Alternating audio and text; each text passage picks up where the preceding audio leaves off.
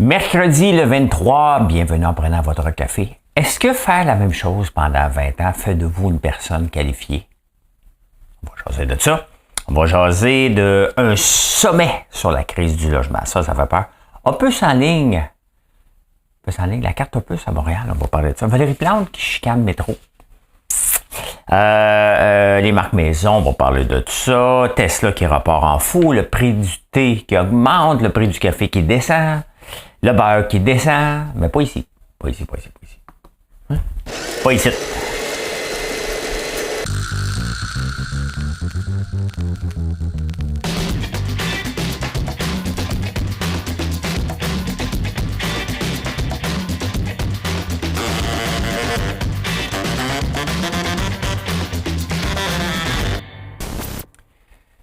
Je regardais mes statistiques depuis que je me diversifie sur toutes les plateformes, depuis que j'avais perdu mon Facebook, puis que je mets plus de vidéos sur plus de shorts et tout ça, et que je m'occupe, mes vues sur YouTube ont explosé, littéralement.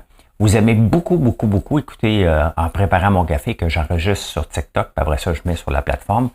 C'est en moyenne 6 000, 7 000 personnes qui écoutent, plus que le show que je travaille ici pendant des heures.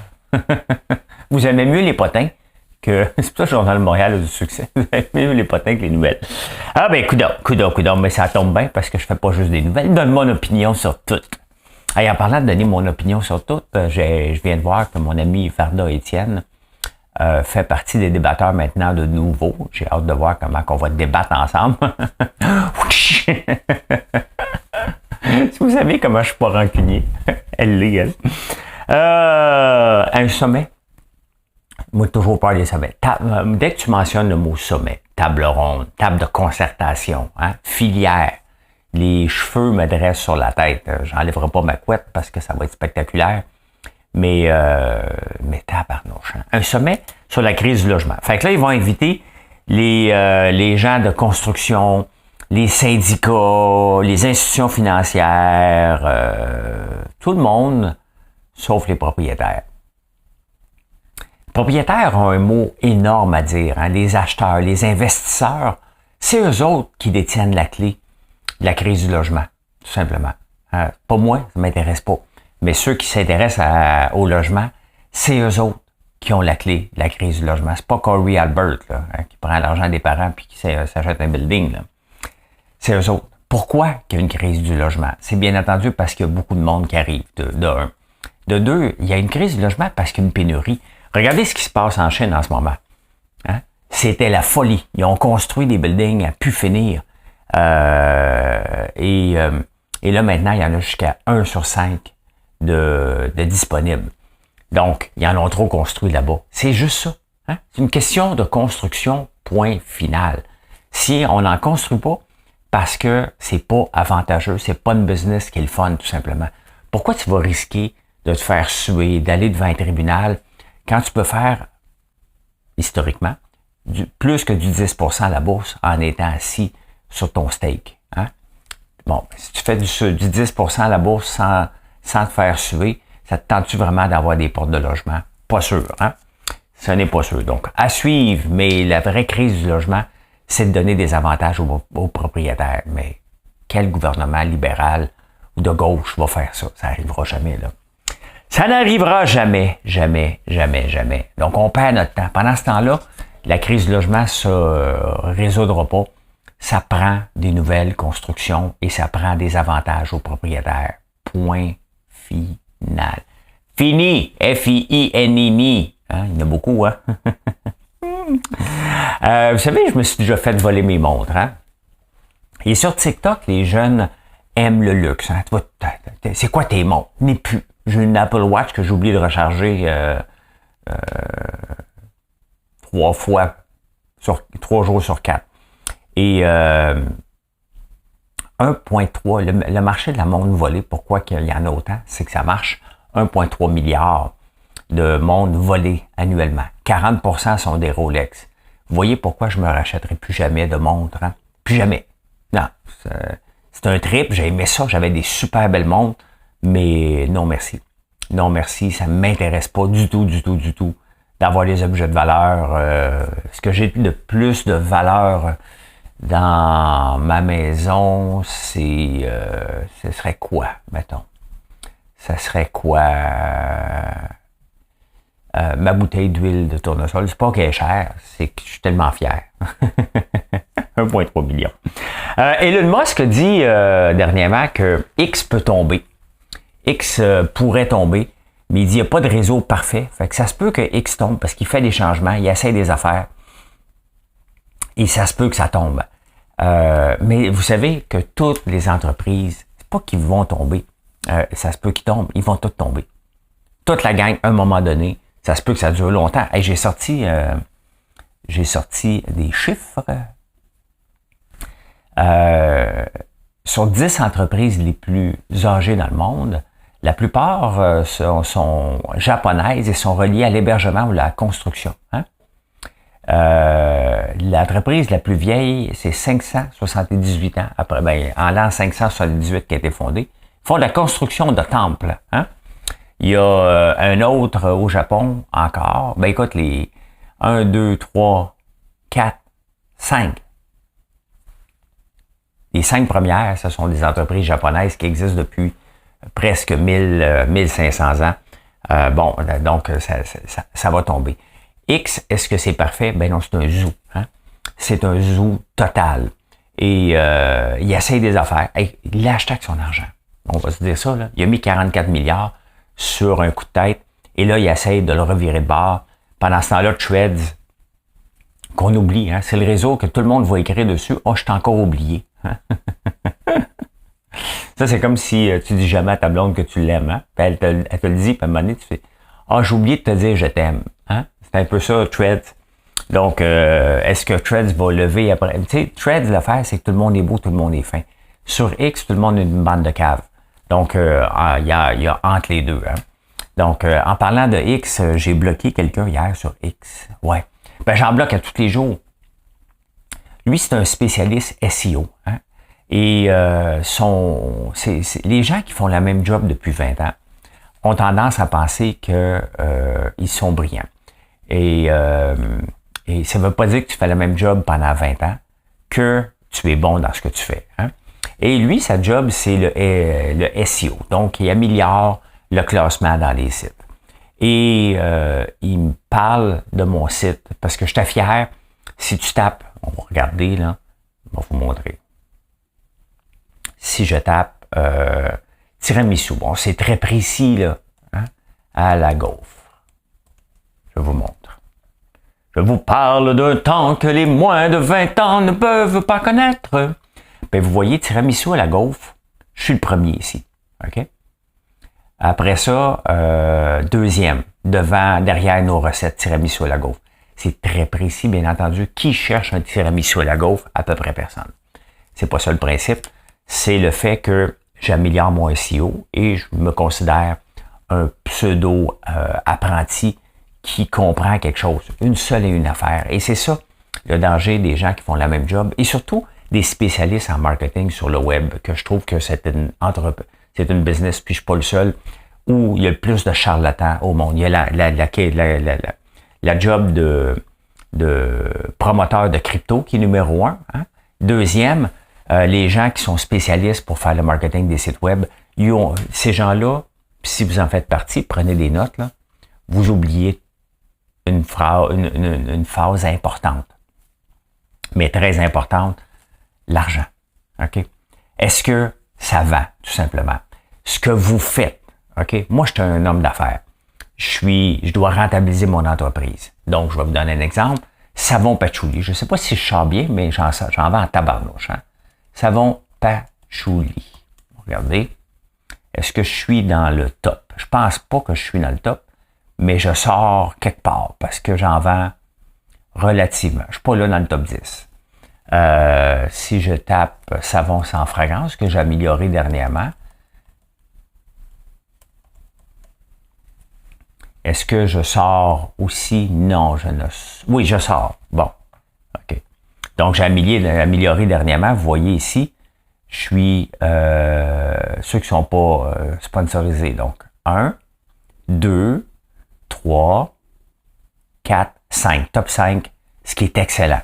Donc, je viens juste de l'améliorer. Donc, ce sont mes 2 savons que je vends le plus dernièrement, patchouli et sans fragrance, parce que j'améliore mon SEO.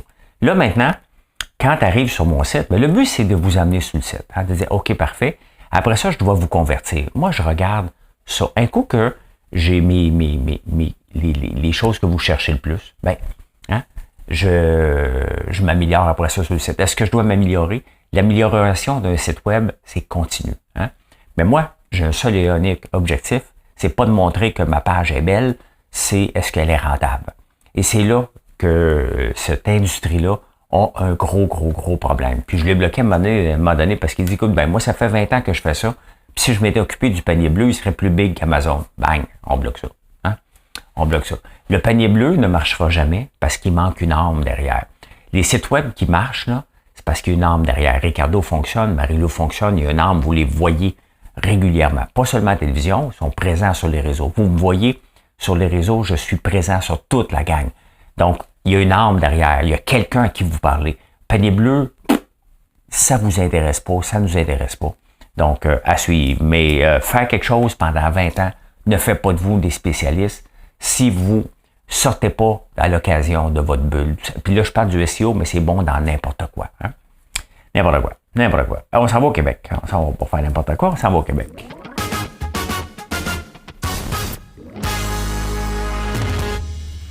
Vous savez, il y a eu une grande controverse avec Opus en ligne en 2015. On est en 2023, ça fait 8 ans.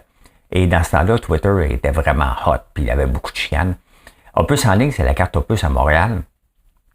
Et pour recharger, ça te prend, il faut qu'il t'envoie un bidule USB pour plugger dans ton ordinateur. En 2015, dans ce temps-là, ça a fait scandale. 8 ans plus tard, on est en 2023, ça existe toujours pas. Une application pour charger ta carte Opus à partir de téléphone. Fait qu'il y a un jeune brillant qui a décidé de faire une application qui fonctionne sur Android gratuitement, puis il l'a mis disponible. La gang d'Opus l'ont appelé pour dire tu vas enlever ça immédiatement. Pourquoi? Ben parce qu'ils viennent de donner un contrat de 1,2 million à une firme française pour qu'elle développe quelque chose, et non seulement ça, la firme va ramasser des redevances. En 2015, c'était déjà passé date d'envoyer à la maison un lecteur. Hein? En 2015, ça faisait rire. 8 ans plus tard, on n'a toujours rien fait, et un jeune qui est capable de le développer sur le coin d'une table, et on donne un contrat à une compagnie française pour 1,2 million plus redevance. Hein? Après ça, on parle de bonne gestion de la ville, parce que Valérie Plante s'est vantée pas plus tard qu'hier, qu'elle, quand elle donne de l'argent, elle donne comme il faut. Hein? Elle gère comme il faut quand elle fait quelque chose. Je vais lui rappeler que, puis prenez-moi pas mal, mais elle a donné l'équivalent de 40 millions pour les aînés. C'était un beau geste, là. C'était un très beau geste, sauf qu'on est cassé comme des clous. Et est-ce que c'était le temps de permettre la gratuité? Non. Elle vient de donner aux nouvelles familles un panier. C'est bien, c'est louable, c'est propre, c'est très de gauche et c'est correct hein, de donner, mais est-ce qu'on a les moyens de donner un panier pour dire voici ton nouveau bébé? Est-ce que ça va augmenter la natalité? Quel est l'objectif derrière ça, autre que bien paraître? Hein? Ben, le bien paraître, c'est exactement ce qu'elle a fait lorsqu'elle a donné 2 millions au journal Métro. Le gouvernement a donné 1,3, puis le gars s'est poussé avec les dividendes. Fait que là, elle accuse, elle dit, comment qu'elle a dit ça? Elle dit, quand l'argent des contribuables, quand on reçoit de l'argent des contribuables, on fait attention. Elle dit, moi, je fais attention. Bon. Hein? Valérie, c'est pas parce que tu reçois de l'argent des contribuables, tu fais attention. Ton administration est une des pires, des pires gérées à travers le monde. Ça commence à être reconnu partout. Mais sauf que, tu sais, avant de donner de l'argent, mettons là, mon gars, hein, mes gars, mettons, je donnerais de l'argent à mes gars. Est-ce que je vais leur donner des balises? Mettons, la première fois que je leur ai donné le REE, là, je leur ai dit, tiens, v'là 10 000, go for it, hein? Ou j'y en donne un petit peu à chaque semaine à la place, hein? Ben, ça se gagne la confiance. Et non seulement ça, elle aurait pu mettre une clause. Voici 2 millions, tu te verses pas de dividendes. Tu le veux-tu le 2 millions ou tu le veux pas? S'il le veut pas, tu lui donnes pas, ça y appartient. Elle l'a pas fait. Hein? Elle l'a pas fait. Pourquoi qu'elle ne l'a pas fait, Valérie Plante? Parce qu'elle n'est pas une gestionnaire. Un vrai gestionnaire, un vrai investisseur, quelqu'un qui a à cœur l'argent, son argent ou l'argent des contribuables, aurait mis une clause. Cet argent-là, elle est faite pour le fonds de roulement. tu la dépenses pas. C'est facile de se laver les mains après, mais c'est avant qu'il faut faire les clauses. Et le gouvernement n'a pas tendance à les faire, ni la Ville de Montréal. Fait que le propriétaire lui a dit « Hey, tabarnak, j'ai du cash, puis une bande d'incompétents alentour de moi, je vais m'appeler les poches, ils le verront pas, mais il vient de fermer, puis après ça, il demande de l'argent. » Puis la gang d'incompétents des libéraux, avec Marc Tanguay, demande qu'on lui donne 1 million supplémentaire à ce gars-là. Sincèrement. Hein? Gros scandale dans le Journal de Montréal. La Ville de Montréal achète près de 1 000 $ par jour sur Amazon, les méchants Amazon au lieu de l'achat local. Hein? Je vous rappelle qu'il y a une partie d'Amazon qui est de l'achat local. Et je suis sur Amazon, puis beaucoup d'entreprises québécoises sont sur Amazon aussi. Okay? Est-ce que acheter du papier, c'est vraiment important de où qu'on l'achète? Tu peux l'acheter sur Amazon, ça peut être du cascade aussi. Je ne sais pas s'ils sont dessus. Mais est-ce que c'est mal ou c'est bien gérer l'argent? Parce que ça reste que ça coûte moins cher sur Amazon. Tu sais, le but, là, c'est pas d'encourager une entreprise québécoise qui n'est pas capable d'offrir des bons prix. Hein? Le but, c'est pas de dépenser l'argent des contribuables. On leur demande de bien dépenser l'argent des contribuables. Donc, on n'est pas là, la ville et les villes ne sont pas là pour acheter plus cher d'une entreprise locale. Non. Ils sont là pour acheter le moins cher, ils achètent des fournitures. Hein? Ils sont quand même pas en train de réinventer le monde ou acheter en quantité industrielle. Donc, ils achètent probablement des crayons, des cossins comme ça, plus qu'autre chose. Là. Fait que, regarde, pas un scandale, mais le Journal de Montréal se cherche du grand journalisme. Là. Wow, pas de bon piton. Ça me prend le bon piton, je recommence. Hein?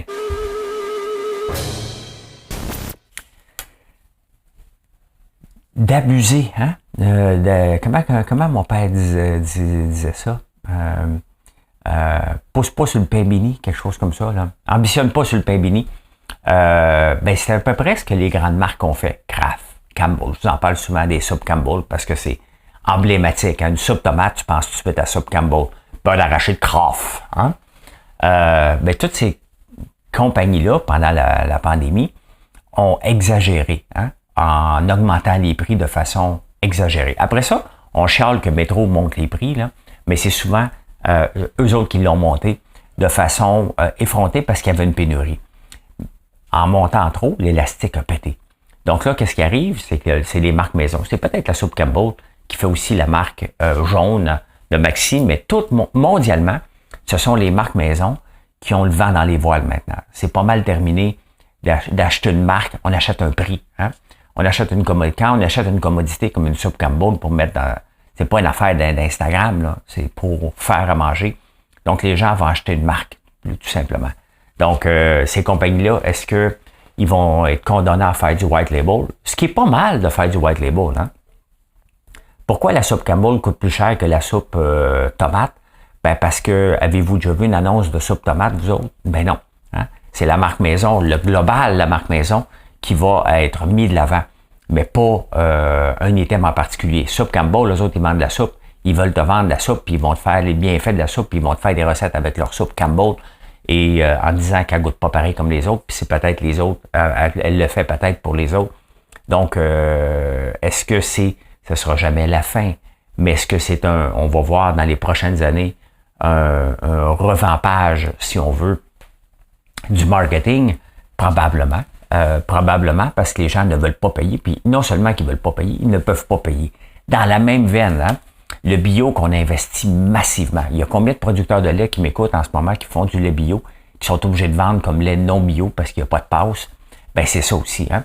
La viande bio, le bio à tout prix, les bananes bio, ça c'est quelque chose de plus imbécile. Même Richard, pourquoi c'est imbécile? Parce que ça vient de loin et tout l'effort bio que tu as fait est anéanti par les gaz à effet de serre. Là. Richard Béliveau,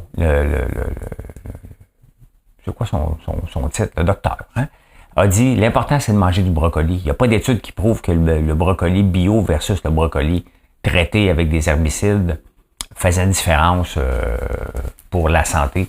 C'est de manger du brocoli qui est important. Donc, le bio est en déclin partout dans le monde. Il y en a trop eu. On est tous partis là-dedans. Il faut se méfier constamment des troupeaux. Hein? Si vous avez un enfant qui joue au hockey, quand il commence à jouer, là, Les matchs, c'est pas de la Ligue nationale, hein. C'est des tapons, parce que ça me fait rire.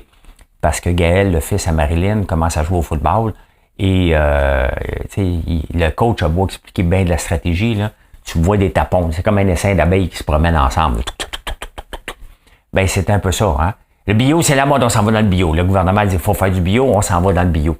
Qu'est-ce qui arrive? C'est la même chose qui arrive avec les autos électriques et c'est pour ça que je condamne l'investissement qu'on fait parce que là, tout le monde s'en va. Faut faire des batteries.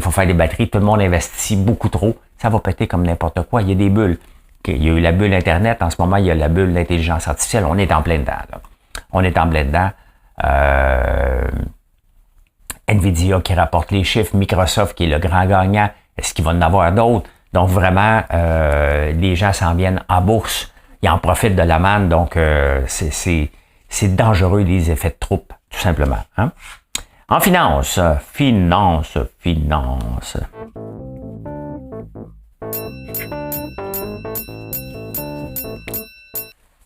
ne sais pas si, comme moi, vous êtes investisseur dans Lion Électrique, une compagnie québécoise que j'ai cru, que j'aimerais croire aussi et qu'on respecte. Puis, tu sais, il faut être fier. Ils font les autobus puis des camions.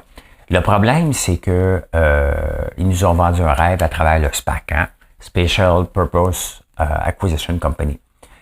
Et ça valait 10$, ça a monté à 25-30$ pendant que j'étais à Big Brother, puis là, ça vaut à peu près plus rien, hein, à peu près 2$.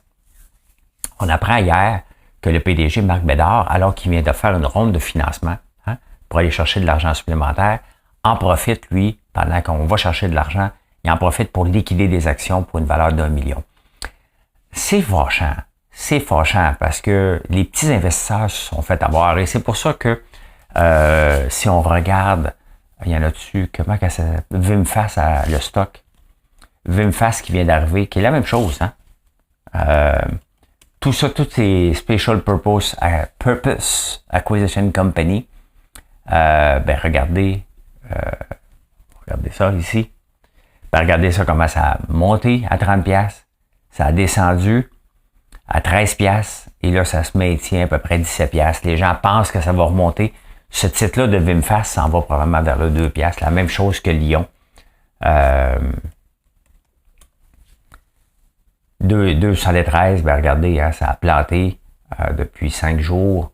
Donc, ça descend. Ben oui, c'est sûr quand t'entends que le propriétaire, pas le propriétaire, mais le gestionnaire numéro 1 vend pour 1 million d'une compagnie qui a besoin d'argent en ce moment, qui a besoin de la confiance des investisseurs.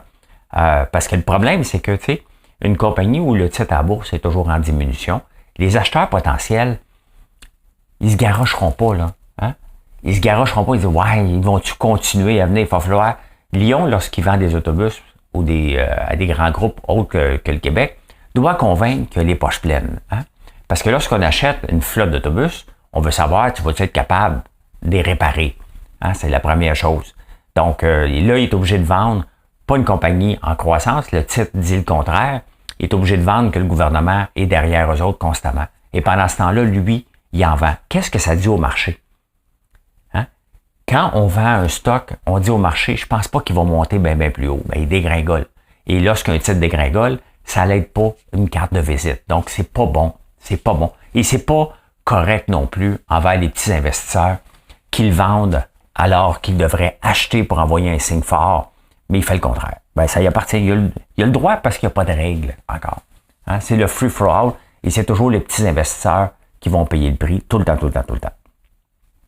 La boulangerie Saint-Méthode, le pain Saint-Méthode, il y a des rumeurs comme quoi ils pourraient fermer parce qu'ils manquent d'argent. Ils cherchent un partenaire. Ils ont investi massivement eux aussi pendant la pandémie. Hein? Une nouvelle usine, oups, ils en ferment une. Là, ils disent qu'ils ont de la capacité de production excédentaire parce qu'ils ont de la misère à s'approvisionner, tout simplement. Donc, on le voit encore, hein, croissance rapide, investissement majeur, un investissement, croissance de la production n'amène pas des clients, ne l'oubliez jamais. Puis on le voit, c'est toujours la même rengaine tout le temps. Fait que, à suivre. La commodité. Les commodités, regardez ça, ça fait longtemps que j'en ai pas parlé, mais c'est toujours intéressant parce que, bon, on peut regarder le pétrole, là. Mais là, ici, je regarde la bouffe. Le jus d'orange a augmenté le plus, c'était 90%. Cacao, 50%, donc pour faire le chocolat. Donc, tu sais, on parle d'augmentation des coûts des matières premières, mais on peut le voir, le chocolat a augmenté de 50%. Donc, c'est sûr que c'est une structure financière très serrée. Tu ne peux pas absorber ce coût-là. Le sucre a augmenté, ça, c'est vraiment problématique. Puis, il en manque régulièrement. Puis, Sucre Atlantique doivent augmenter leur production de beaucoup ici. 31% d'augmentation. Le thé, c'est surprenant, 17%. Les patates avaient monté beaucoup, ils commencent à redescendre. Mais regardez, parmi ceux qui descendent le plus, je ne sais pas qu'est-ce que le rubber vient faire là. Hein? On ne mange pas de rubber. Le blé a baissé beaucoup. Hein? Le coton a baissé beaucoup. Et le plus grand perdant, ce sont l'huile de tournesol et le beurre. Ici, le beurre est contingenté, fait que c'est pas un problème. Mais quand même, hein? L'huile de tournesol a baissé beaucoup. C'est sûr qu'elle avait augmenté drastiquement. Là. Je ne l'ai pas regardé dernièrement. Là. Si on regarde sur 5 ans, ben elle revient avant la crise. C'est à peu près ça. Elle était montée en fou, puis elle redescend. Donc, voilà. Tesla qui repart, hein? Tesla, le titre de Tesla, ça c'est le titre yo-yo, là, par excellence bipolaire, bien entendu, là. Mais il a gagné 15 piastres hier, et là, il est en train de reprendre un autre 8 piastres. Donc, il a pogné 23 piastres. C'est du 15% à peu près en augmentation en 2 jours. Pourquoi? Parce que les résultats sont bons, tout simplement. Hein? Fait que voilà. On s'en va insolite.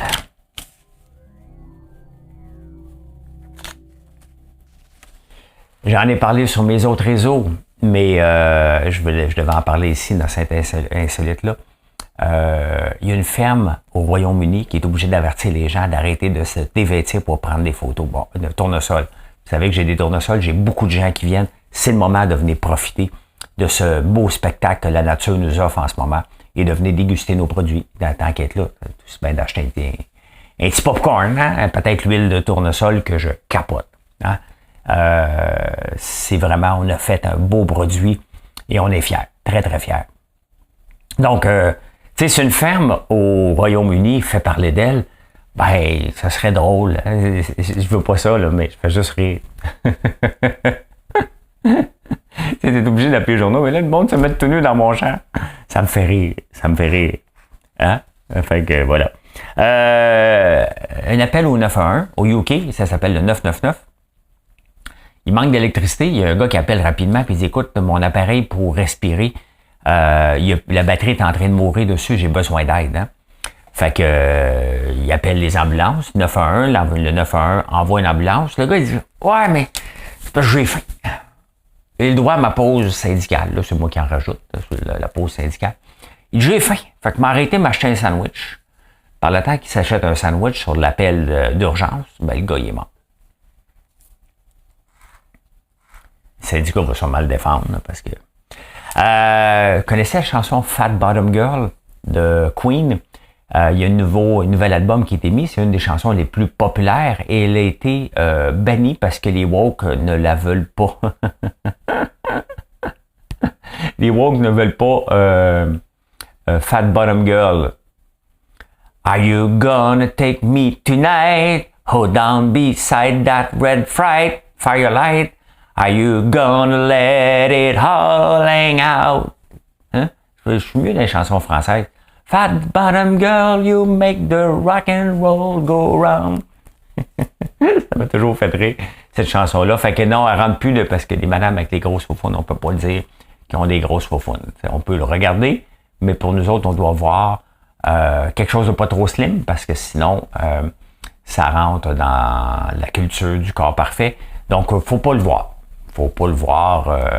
Fait qu'on bannit une chanson. Eh bien, c'est comme ça que j'ai vu l'actualité en ce beau mercredi. On est quelle date? On est le 23. 23 août. On dit-tu le mois d'août ou le mois d'août? Hein? Bonne journée tout le monde. Venez nous voir à la ferme 1270 Montée Sainte-Madeleine à Notre-Dame-la-Paix. Et sinon, en ligne, françoislambert.one. Allez, bye, bonne journée.